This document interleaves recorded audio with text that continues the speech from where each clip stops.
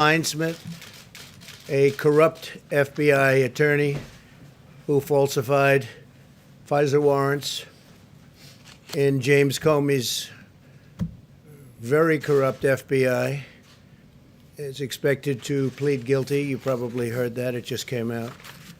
So that's just the beginning, I would imagine, because what happened should never happen again. So he is pleading guilty. Terrible thing. Terrible thing. Fact is, they spied on my campaign and they got caught. And you'll be hearing more. Today, the Office of Trade and Manufacturing Policy released a new report on how my administration has harnessed the full power of the Defense Production Act to achieve the greatest industrial mobilization since World War II in our fight against the China virus. New factories, businesses, and laboratories are being built all over America to match our nation's demand for personal protective equipment, pharmaceuticals, drugs, testing supplies, therapeutics, and vaccines. It's been incredible what we've been able to do in a very short period of time. We're helping other countries also because we've been doing it at a level that nobody's ever seen before. It was just announced a little while ago, industrial production rose for the third straight month. It's a big thing. Factory output was up 3.4% this month after a 5.7% increase last month. Those are getting to be record numbers. And manufacturing capacity utilization is now up to almost 70%. So we're coming back very strong. We should have a very good third quarter. We should have an unbelievably good next year. Next year, if we don't mess it up with somebody that has no idea what they're doing, could be a fantastic year. My administration has exercised the authority under the Defense Production Act to a number and related authorities at a 78 times, dispersing over $3.5 billion to speed the development and manufacturing of essential materials. So, put it a little bit differently, the administration's exercised the authority under the Defense Production Act and related authorities 78 times. That's a lot, Peter, right? It's a big number, 78 times. Came in very handy. A lot of times we just mentioned it and they did what we asked them to do. Dispersing over $3.5 billion to speed the development and manufacturing of essential materials. I've used the DPA more comprehensively than any president in history. There was a time when the media would say, why aren't you using it? Why aren't you using it? Well, we have used it a lot. Where necessary, only where necessary. For the most part, we've had tremendous cooperation. By invoking the DPA, we mobilized the extraordinary productive might of General Motors to manufacture ventilators. GM repurposed the Kokomo, Indiana plant in just 17 days, an all-time record, and has now produced over 21,000 ventilators. We're also working with Ford Motor Company and General Electric to produce over 30,000 ventilators a month. In Michigan, they've done a great job. Our nation is now the king of ventilators. I say that, the king of ventilators. We're sending them all over the world and helping a lot of countries that could never have ventilators. And it's really, I guess we're looking to produce over 200,000 ventilators by the end of the year. Those are some numbers. So we're helping a lot of countries. In April, I directed 3M to increase its manufacturing of N95 masks. By May, they had increased production by over 1 million masks a day. Think of that. They increased production of masks by over 1 million a day. 3M is now manufacturing an additional 39 million masks a month. We also worked with Honeywell to open factories in Arizona and Rhode Island. They're now producing over 20 million masks a month. By the end of the year, domestic U.S. manufacturing will have produced over 1 billion N95 respirators. And all of them are made right here in the USA. That's a big difference from the past. Overall, we've increased N95 mass production by 400 million masks a year. Now, the media might say, why not 500? Why not 600? Nobody's seen numbers like this ever. We delivered more than $75 million in support to Puritan Medical in Maine. I was up there. As you remember, we had a tremendous visit and tremendous throngs of people along the roads on the way to Puritan Medical.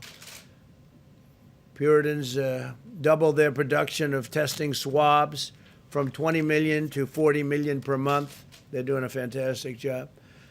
And so is Maine. I've also used the DPA to fight price gouging and hoarding.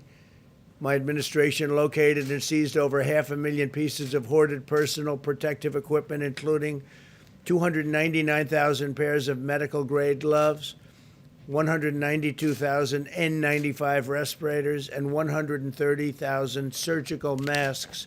That's hoarding. My administration's decisive actions have yielded truly incredible results. People have done an incredible job. We've replenished the strategic national stockpile that was very badly depleted when we took office and totally neglected in the last administration. Since the start of the pandemic, we have tripled the number of N95 masks on hand to over 40 million, tripled the number of gowns to over 15 million, and quadrupled the number of ventilators to 69,000. By September, the strategic national stockpile inventory is on track to contain over 300 million N95 respirators and surgical masks, over 4.5 billion gloves, and over 190,000 ventilators. It's far more than we've ever done before. It's not even close. As we talk about the economy, we continue to restore America's industrial might. We're bringing more jobs to the USA. We understand that the economic health is critical, very critical to public health. We'll be discussing next week some of the outstanding numbers we have compared to any other country. There is no country even close when you look at what we've done compared to them on the from the standpoint of the economy. And also even during the period of the China virus. In the last 3 months, we've added an average of 100,000 jobs every single day. We've also added over 620,000 manufacturing jobs in the past 3 months. That's despite people saying you can't do manufacturing jobs anymore. You need a magic wand, they said, but they were wrong. Weekly jobless claims just fell below 1 million for the first time in a long time. I'm pleased to announce that as part of Operation Warp Speed, the federal government will be partnering with McKesson Corporation, great company, which is a major medical supplier, to rapidly distribute a China virus vaccine as soon as one is approved, fully approved. They're in stage 3 trials. We have many of them going along different passes, also many different companies doing them. Very, very incredible companies. We currently have 3 candidates in phase 3 clinical trials and are on pace to have more than 100 million doses of a vaccine ready before the end of the year, and 500 million doses very shortly thereafter. And we're ready logistically to distribute them. Our military is ready. We have a great general who's in charge. That's what he does, is he distributes things. Usually it's people and weapons, tanks, but in this case it's a vaccine or therapeutic, as it may be. We continue to actively monitor the virus, executing our strategy to protect the vulnerable and prevent hospital overcrowding.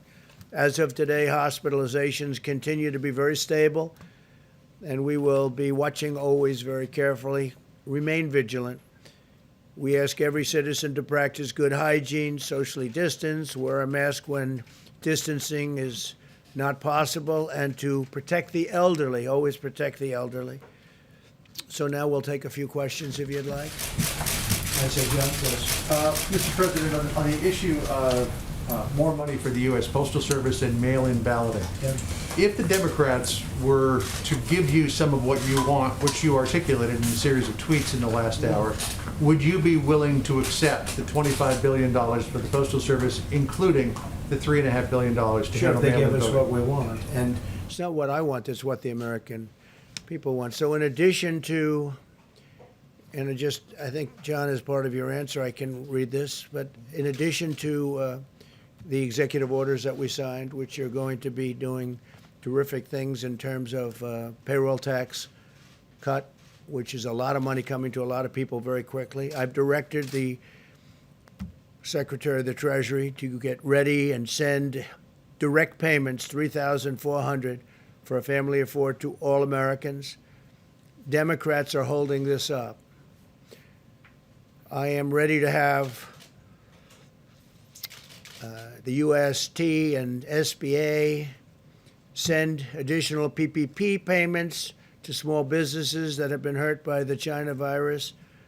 Democrats are holding this up. So we're talking about, those are two things directly involved and really victim of the China virus. We're ready to send. Democrats are holding up. I'm ready to send rental assistance payments to hardworking Americans that have been hurt by the China virus. All of these things are in a list.